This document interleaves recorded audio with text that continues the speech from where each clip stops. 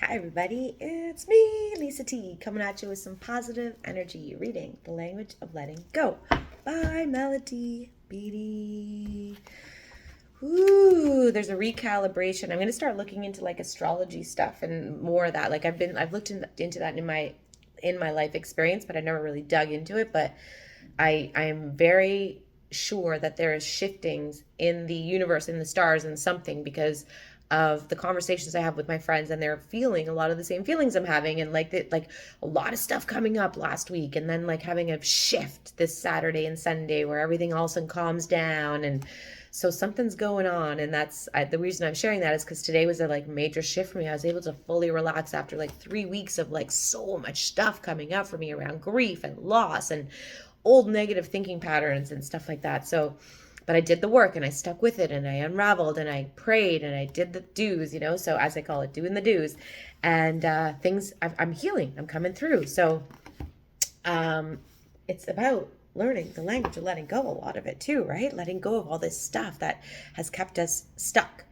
blocked, kept down, or too much in our heads. I feel very grounded today. So something must have shifted. I'm thinking something shifted in the stars today or yesterday, and it's continuing today. So anyways, okay. Staying open to our feelings. Did we read that one? Many of us have gone so don't feel rule. Yeah. Okay. So we're going to do December 18th, staying open to our feelings. Did I do nurturing ourselves? Yes. I feel like I'm behind, but maybe I'm not. Okay. Staying open to our feelings, December 18th. Many of us have gotten so good at following the don't feel rule, don't feel it, that we can try to talk ourselves out of having feelings, even in recovery, talk ourselves out of having the feelings. I did that. Like, I know I shouldn't feel this way, or I'm having a 10 reaction to a 2 situation, so I shouldn't have that reaction. But there's a reason I'm having that. There's a reason I'm having that feeling.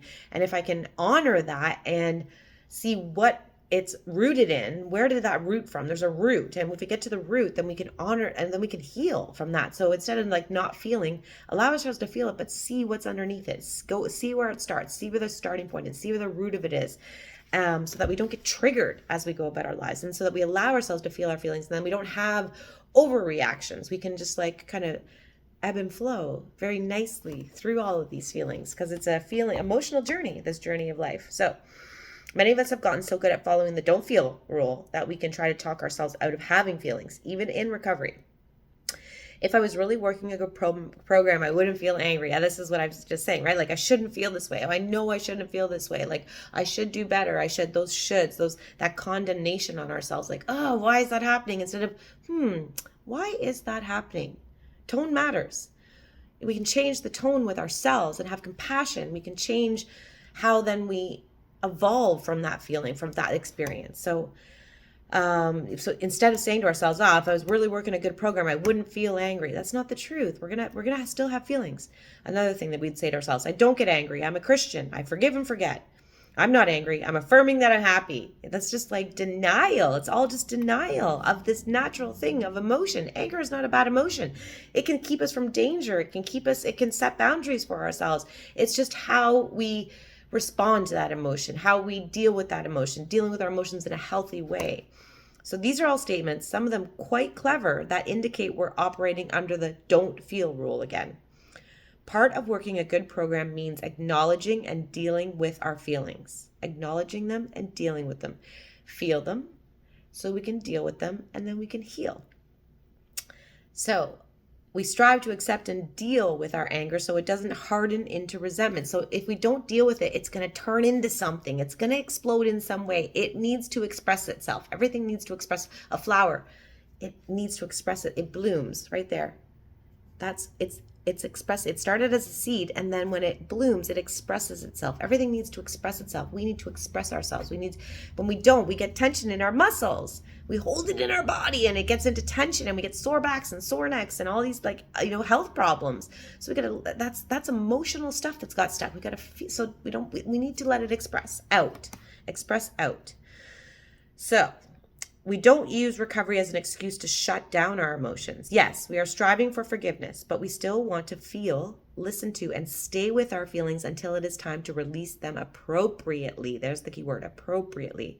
Our higher power created the emotional part of ourselves So it's good. It's supposed to be there. God is not telling us not to feel. It's our dysfunctional systems that tell us that. We have a dysfunctional, I often say, God, the human condition, or people are crazy, or like this world, it is so driven by materialistic stuff and driven by, gotta do more, hurry up, get it all, instead of like, the human this whole body and mind and stuff. There's so much going on here. Like who needs all that other materials? We got a whole thing that we can be entertained with just in this embodiment, and it's here to help us evolve and learn and grow.